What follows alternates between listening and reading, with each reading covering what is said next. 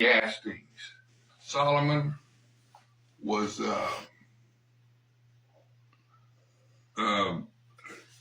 king of Israel for 40 years. David was the king of Israel for 40 years, and King Saul was the king of Israel for 40 years. Now, 40 in biblical numerics means probation. So God wanted to be the king of Israel, but Israel wanted a man king. They had judges before, 12 judges. And then after the judges, God sent Samuel to anoint Saul, and he was anointed king of Israel. Then King David spent 40 years as king, and then Solomon spent 40 years as king.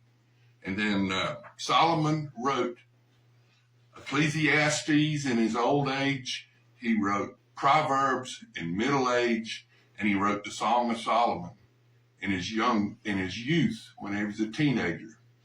Now he also wrote two of the Psalms, Psalm 72 and Psalm 129. Now, King David wrote most of the Psalms, and a few of the Psalms are written in Chaldean, but most everything that King David wrote was in Hebrew. So a few of the Psalms are written in Chaldean, and Daniel 4, a great prayer written by King Nebuchadnezzar after he saw Shadrach, Meshach, and Abednego in the fiery furnace walking around with Jesus and not a hair singed on them. Then King Nebuchadnezzar wrote a beautiful prayer in Chaldean, Daniel 4. Now, Ecclesiastes 2, Ecclesiastes 3 talks about the signs and the seasons, when to plant and when to pluck. And then Ben Franklin copied some of Solomon's work on signs and the seasons, and he wrote Poor Richard's Almanac, telling us farmers when to plant and when to pluck, and when not to plant and when not to pluck.